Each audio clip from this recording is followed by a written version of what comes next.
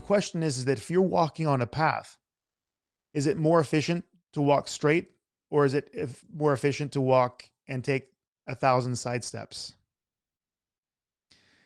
Of course, the straight path is always going to be the one you want to take, but we have human capacity, we have limitations, and we have things in our lives that sometimes overwhelm us in one level or another. We'll come back to that idea.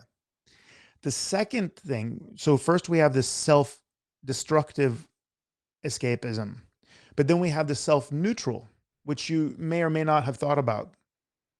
So one of the most common self-neutral escapisms is becoming a workaholic, right? How many people can't deal with their home life and then decide to stay at work, 16 hours a day instead of go home and deal with their spouse or deal with the kids or deal with what other problem they have with a teenager in the house? How many people throw themselves into their yoga practice even, or go to train? Have you ever heard of an illness called bulimia? Now, bulimia is the escape from the consequences of overeating, right? It's kind of like the medicine for a medicine. So you overeat because of an emotional issue, and then you're going to work out 7 hours one day to burn off the calories that you just threw down your throat, right? Now that's an escapism, and in a way, it's self-neutral in that case. It's probably more of a self-destructive thing, but the overtraining is self-neutral because training has some good side effect, doesn't it? And so does a yoga practice, and so does work, because work has a good self or a side product, which is money and respect and perhaps even a promotion.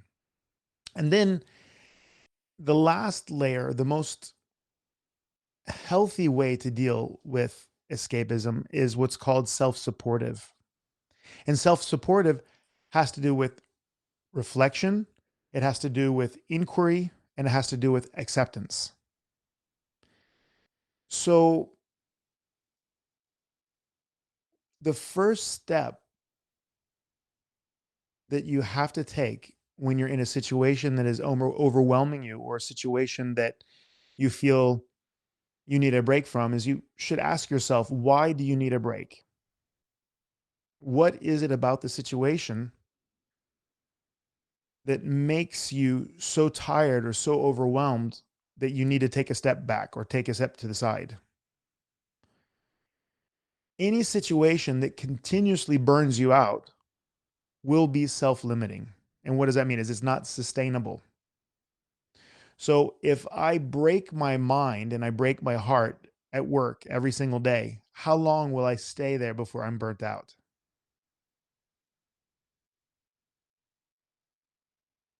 Who has a work situation that's like that? Raise your hand.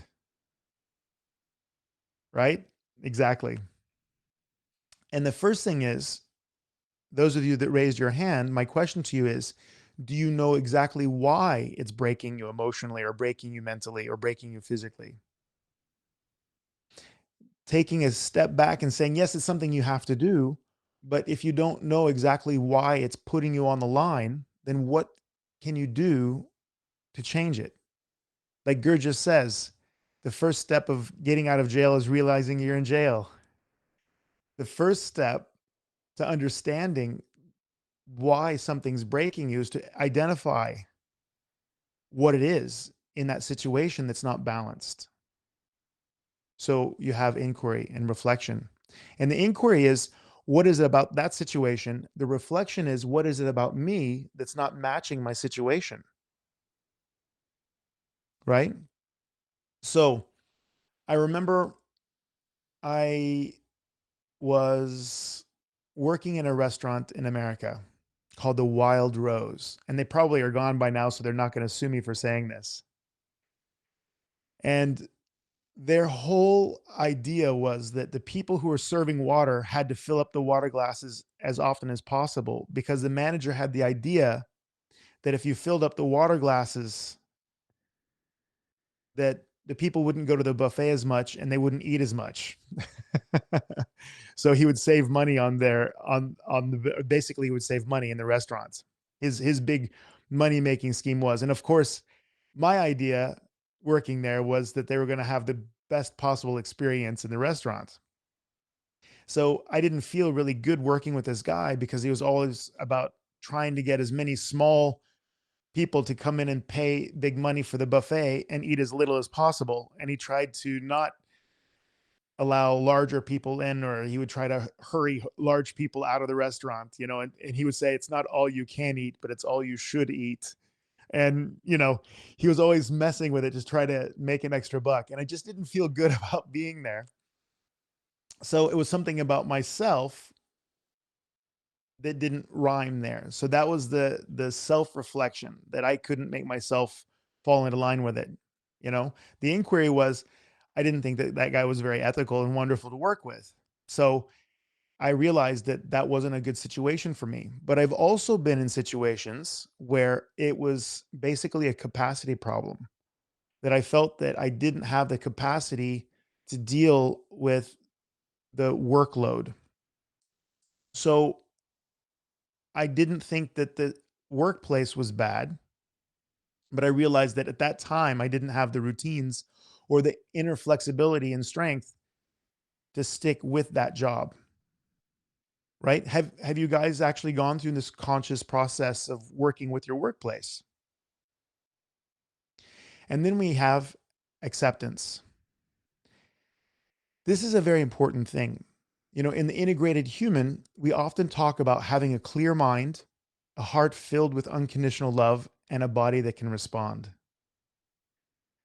Everybody wants to be appreciated, but if you were going to choose between feeling love unconditionally for everything and everyone around you or being loved unconditionally, who would rather feel the love inside themselves? Right? Being loved is great, but feeling love is even better. The first step to getting that is acceptance. Now, if you're going to accept yourself, because it's always about your process in your life, are you able to accept the fact that you do have a limitation? Do you have do you have the ability to accept the fact that you have happiness and sadness? Do you have the ability to accept the fact that you are a winner, but sometimes you're also a loser, right? And anybody who's competed knows this. So it's very important in order to deal with escapism to understand that if you're in a situation where you have identified that you're escaping, why it is, what is it about your workplace or about your inner capacity that creates the escapist habit or the escapist strategy?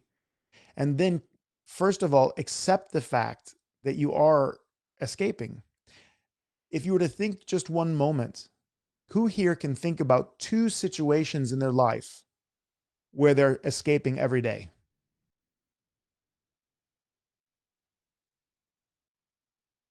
Right? It's a little bit interesting, and sometimes escaping is procrastinating washing the dishes or pretending not to see that the dishwasher is finished and you should put the dishes in the cupboard, to avoiding a colleague that you don't want to have a confrontation with, right? It's very interesting. And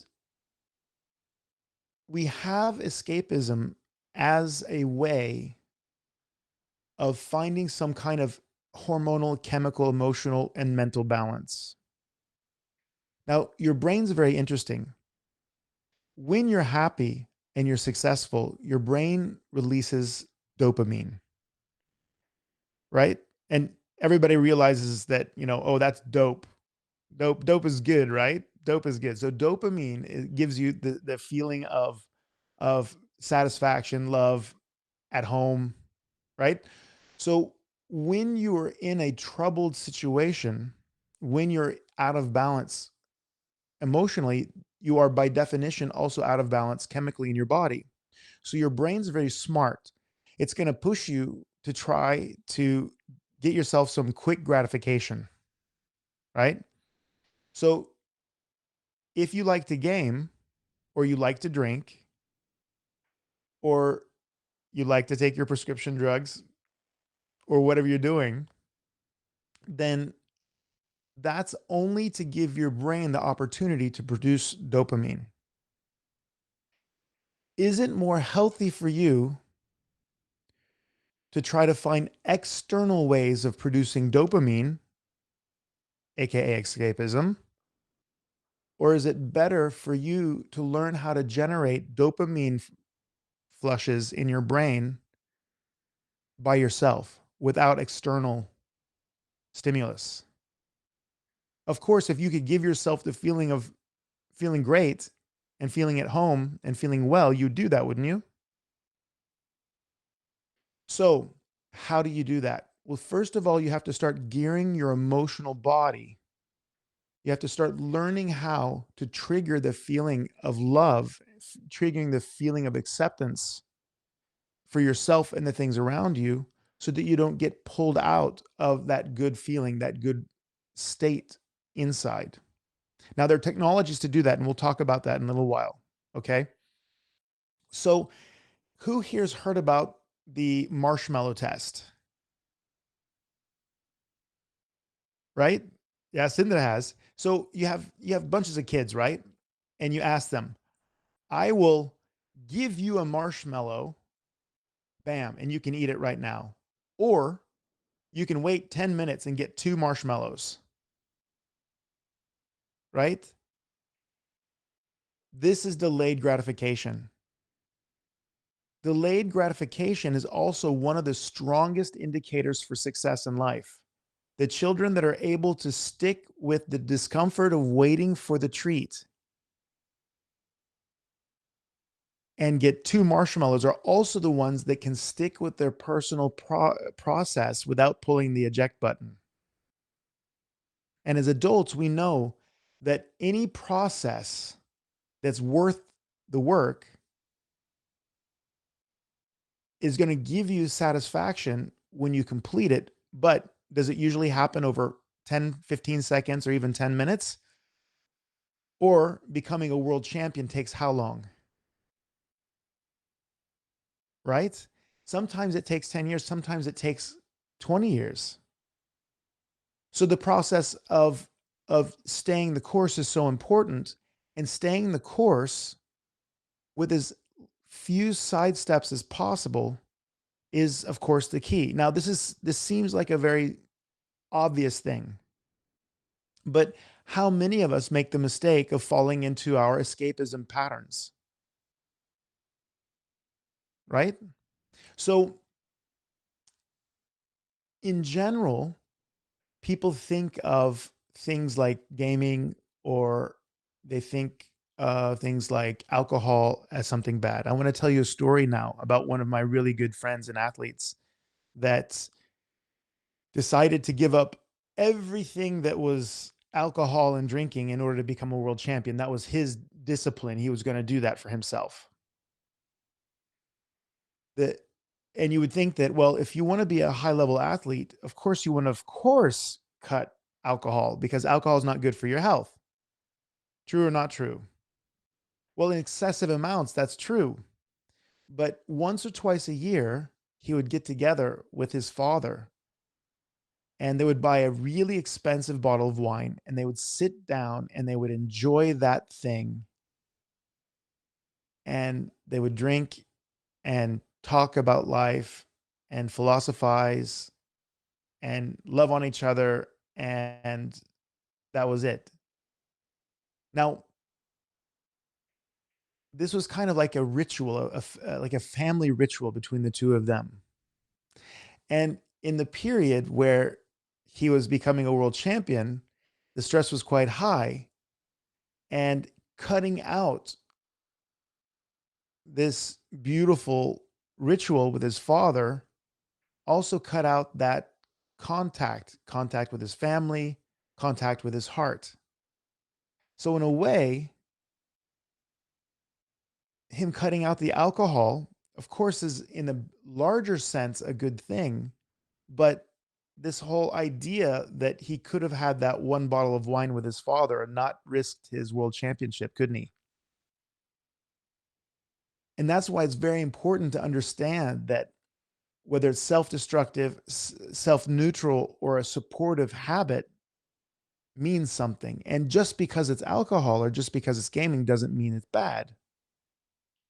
So, in order to connect with some of the kids that I train in jujitsu, one of them challenged me to start gaming to see if I'd be any good at that. Right.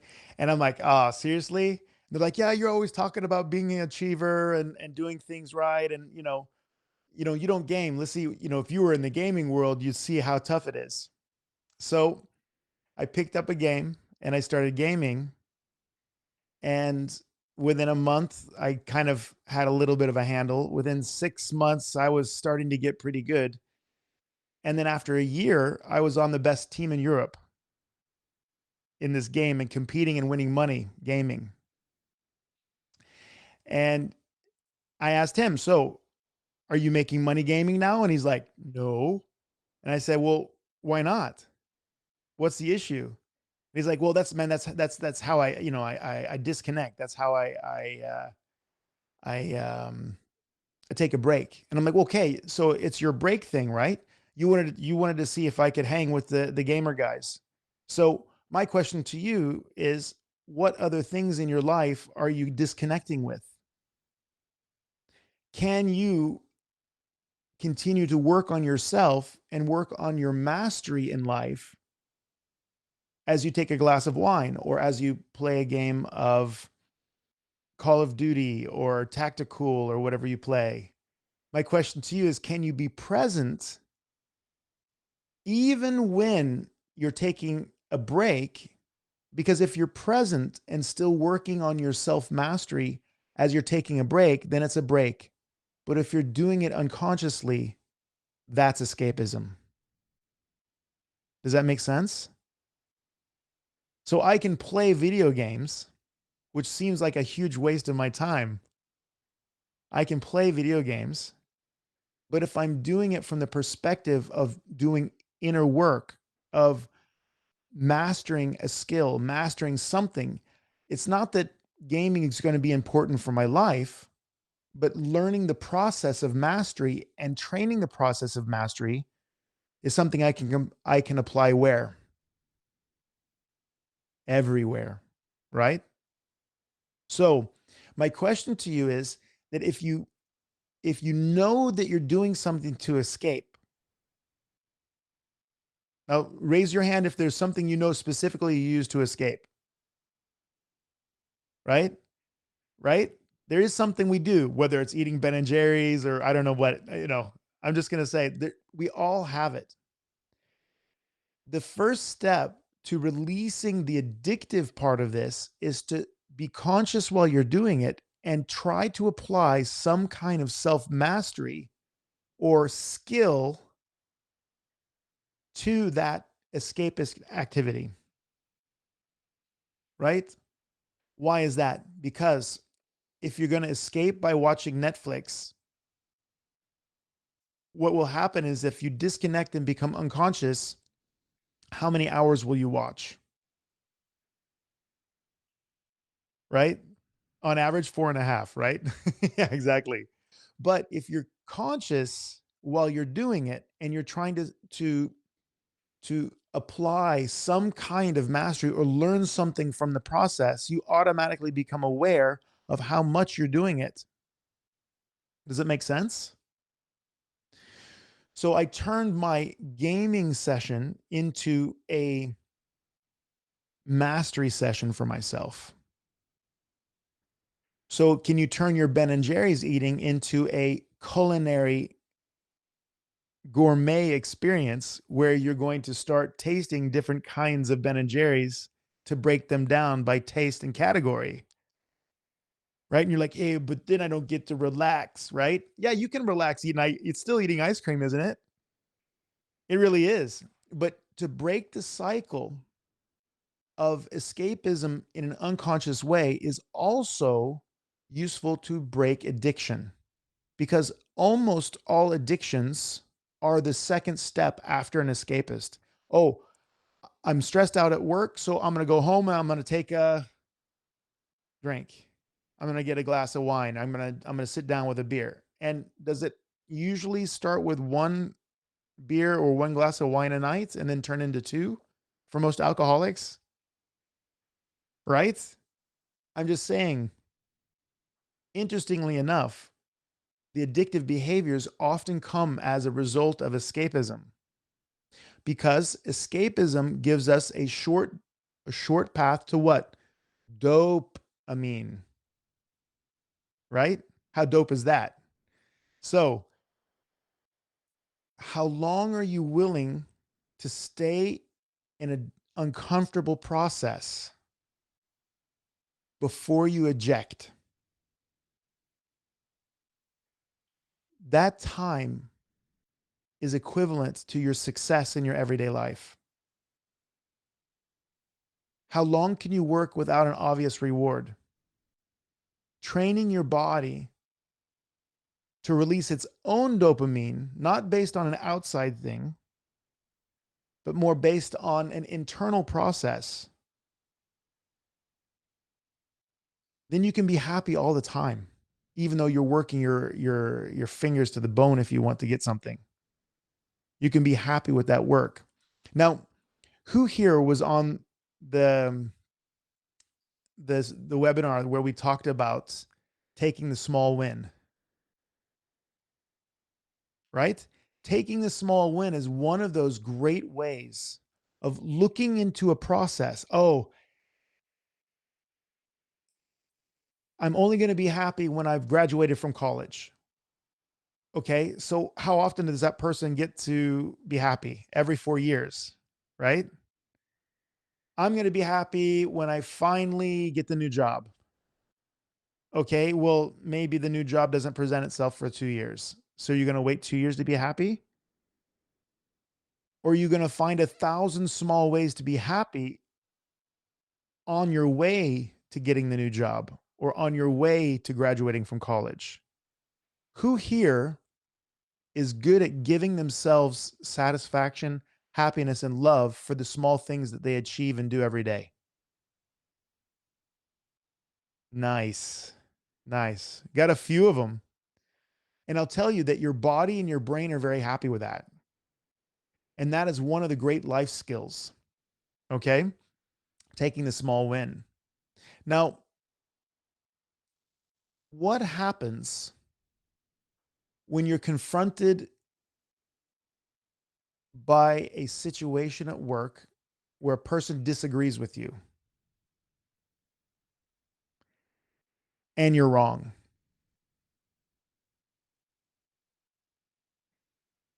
Who has ever made a story about how they actually weren't wrong, right? Who's made an excuse for why they were wrong? Who's tried to manufacture facts to avoid the fact that they were wrong? Yeah, right. Everybody's done it. If you've ever been in kindergarten or in school or in college or you're in a research situation, all of that stuff happens constantly. And why? Because our egos don't like that. Our idea, the way the world should be and the way it should bend itself to our will, we in some way, shape, or form feel is our birthright. The universe should bow and kneel to the way we think it should be, right? And when it doesn't happen, it's a shock. So, is the manufacturing of facts, is the changing of circumstances, is the justification a kind of escapism?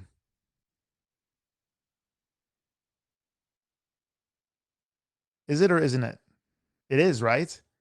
It's a type of escapism. Now, in the emotional state, who's ever had their feelings hurt, right? Who's ever been embarrassed? Yeah. Who's ever lost something or felt loss, right? Absolutely. And very often, justified or not, again, do we have a tendency to want to modify the situation in a way we can understand ourselves to be the hero of our own stories? Absolutely. Right? Do we want to sometimes revisit these traumatic experiences at a later date and complain about how horrible that person was that pointed out the fact that our zipper was undone or whatever? Of course we do. Right? That's just what it's just the way human beings are. That's also a kind of escapism. Now, who here has pushed their body further than they should, either by eating too much or too little, by training too much or too little, or by basically in general doing too much or too little? Right? Absolutely, everybody. And that's again from a physical side, a kind of escapism. It's an escapism from I don't have limits. I'm an immortal God that's been gifted with the divine right to blow past everybody else's capacities, and I'm bulletproof. Or it's my body doesn't need fresh air, movement, or even good food because I have good genetics. Right? How many of us treat ourselves unfairly and not well from a physical side, or don't move and don't express through our body the way we should? And my question to you, raise your hand if you recognize the behavior and you also see that as a kind of escapism from reality, right? If you're an athlete, you've done this. If you're not an athlete, you've done this. Whether it's your bench press or your Ben and Jerry's, you've done it. I see you, homie, right? So we have these different levels. We have the mind, ideas, and being wrong and getting those challenges. We have the emotional states where people hurt our feelings or they don't respect us, and we find a way to lessen the pain and or even try to reverse it by becoming the hero of the story and giving ourselves dopamine that way, instead of just taking the lesson and moving on, realizing that if I drink 3 bottles of wine a night, it's going to be an issue. If I eat a whole thing of Ben and Jerry's, that's going to probably blow my belt off. If I don't realize that training 19 hours a week as hard as I possibly can for 7 months is not going to be healthy for me, right? Then I'm again escaping from the moment, escaping from facts, escaping from taking responsibility. Now, escaping from taking responsibility is something that most of us do in some way or the other. Now, if you think about your life right now, are you escaping most from the ideas in your life, the feelings that you get from your life, or the physical reality of your life? So, the escapist from the physical reality, please raise your hand. Okay. The escapists from the emotional states and feelings in your life, raise your hands. The ones escaping from the ideas, thoughts, structures in their lives, please raise their hand. And those of us escaping from all three, please raise your hand. Right? Okay. So, my question to you, if you were 10% more likely to stick with your process, would you be better off? You would, wouldn't you? If you have an airplane that's flying and you have another one that's right next to it, and the autopilot is changed just 2 degrees, there's not that much change in direction to begin with. But after a week's time, 2 weeks, right? 10 weeks, 10 years, the difference in destination is insane. So the more radical honesty you can have with your process, the more you're able to accept what you're feeling and seeing, the more ability you will be able to Change the things you can change, accept and deal with the things that are happening that you need to accept and keep working with. And the more rewards you will get in your life. Everything that I have achieved in my life that has been worth something, including meeting all of you, has come to me because I've dared to sit in front of people and speak publicly, right? And you see, I'm already starting to stutter. I've dared to open a clinic where no clinic has ever opened before. I've dared to try to become a world champion in an area where there's never even been a jujitsu club. I've dared to try to be a successful student, regardless of the amount of dyslexia I was born with. Always working with a challenge, always taking that chance. But do you think I got those things to work for myself because I'm an escapist or because I'm working against my escapism? Right? So, again, what were the phases and stages? The phases and stages are first, reflection, inquiry, and acceptance. But there's one major thing here that's very important to talk about: acceptance. Now, when Gurdjieff says, and one day Yulia is going to have to tell me how to pronounce his name properly, of course, because she speaks Russian. So when Gurdjieff says, you first have to know that you're in jail if you want to escape jail, understanding and accepting the fact that your starting point is jail helps you move on.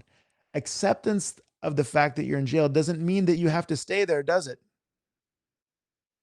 Accepting that you were hurt in a situation, or that you're not appreciated, or you don't feel appreciated, or that you feel weak in a situation, doesn't mean that you have to continue to feel weak in a situation or have to continue with that feeling in the future, does it?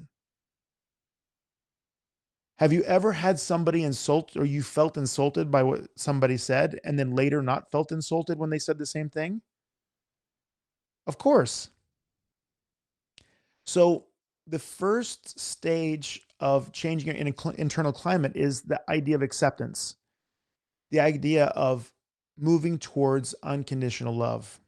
Because unconditional love is the emotional state of constant dopamine production. That means you run your own little drug cartel in your own brain. That's pretty cool, right? So I'm just saying, dopamine is dope. So when you start to accept the things happening in your life without getting shocked out of your process, when you take ownership of your own process, then you become very powerful. So I go to work. I walk in, I have a beautiful patient on the table, amazing person. They come in, they tell me how wonderful I am. I think it's fantastic. The last thing I did changed their life. They can pick up their kids now. You know, the baby doesn't cry as much because she can hold the baby. She thinks it's wonderful. She met Maud at the reception and she felt healed immediately when she walked in the door. She felt like she was at home. She thinks it's worth 10 times the amount of money that she's paying. Okay. Is that easy to be motivated to stay with the process of being a chiropractor? Right now, in that situation, super easy. Now, I go into the next room. That person, that the thing I did last time wrecked her life. She thought that it was horrible.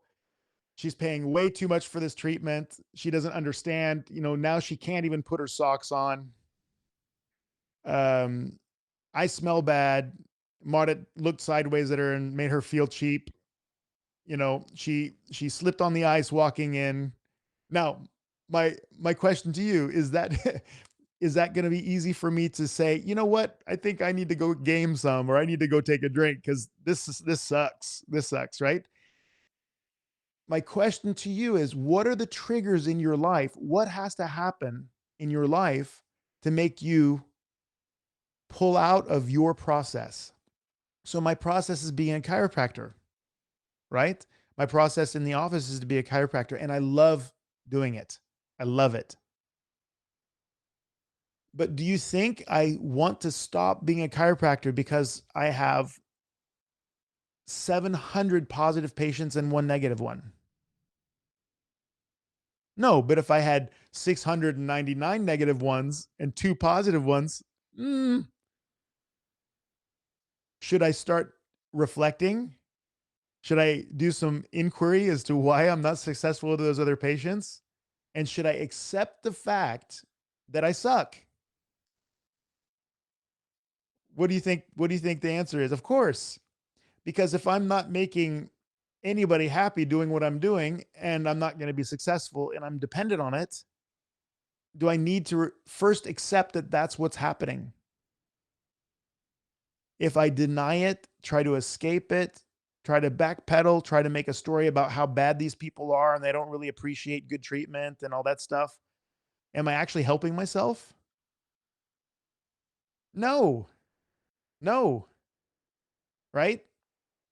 And is it important for me to make an inquiry as to why this actually happened or why these things are happening? In a way, it's a kind of objectivity, right? Because if I accept it, I can be objective enough to ask myself the hard questions. Now, here's the thing, just because things suck, does it mean that it's your fault? No, not really. Not always. Okay. Of course, I'm going to tell you a real story before I let you guys ask questions. I have a chiropractic colleague and he opened up a new clinic in America, in Detroit. His first patient came in, was having low back pain. So he started to adjust the patient and the patient died on the table. Now, he didn't even get to adjust the person's low back. Died on the table. Okay, so he calls the ambulance. Ambulance comes, picks up the patient. Like, what are you going to do? So he's like, okay, that was my first patient. He died. Like, okay, what now? Second patient comes in. Pain in the back of the knee. Really bad pain in the back of the knee. And he's checking out the knee and he feels it's a little swollen and he starts moving it around and he turns around to get the reflex hammer, turns back, the patient's dead. True story. The patient died on the table. Patient number 2, dead on the table. Now, he's like, okay, okay, let's call the ambulance hotline. So he calls the ambulance. The same guy comes and picks up the patient. He's like, woo, hard day, huh? And the guy's like, yeah, it's not a good day. Right. So he's waiting around. He put out a couple of commercials in the neighborhood. Another patient comes in. Patient's having headaches. And he's like, oh shit, oh shit, oh shit. Patient's having headaches. What do I do? So he sends out a little form to the patient. He's like, well, maybe if I wait a little bit, see if the patient's stable, see what's happening. Maybe I can clear them for getting into the examination room so they don't die on me. Patient goes into the examination room having had headaches. Guess what happened? The patient died in the examination room of a stroke. 3 patients on the same day. The 3 first patients. Now, my question to you is, did he make a mistake somewhere? Yes, he did. When he reflected and he put self-inquiry, what he didn't realize is that he was putting up commercials for his chiropractic practice in the apartment complex next to him, and that was filled with super old sick people. So weirdly enough, he was the closest medical practitioner in the area, and these people were super sick and they kept coming to him and dying. Now, this guy, do you think he closed his practice? No, He didn't close his practice. But would it be natural for a person to eject from this process? Yes. Sometimes situations show up in your life that look really bad. What do you think that ambulance guy thought about his practice when he came and picked up the third person? No, please forgive me for laughing. I'm not laughing about the death. I'm just, the situation's pretty messed up. So it's very important for us to look at the situation, to look at why we're escaping. And sometimes you should be leaving a situation. But if you're conscious, it's a decision to leave, it's not escapism. And this process has helped me break down all of the areas where I constantly get stuck in the mud in my life. Do you think you get the results that you get mostly because you are who you are and the decisions that you continuously make? Absolutely. So, this is what I wanted to share with you about escapism. And I hope you remember more than 3 people dying in a guy's practice. But you'll definitely remember that. Sometimes things happen in your life that have nothing to do with you. It doesn't make you a bad person. But pulling out of your process, escaping from your process slows you down and can destroy your process, can steal your reward, can steal your marshmallows. So make sure that you look at your life, you look at your process, especially the ones that are most important to you, and figure out, where are you bleeding potential? Where are you losing potential? Okay? Beautiful.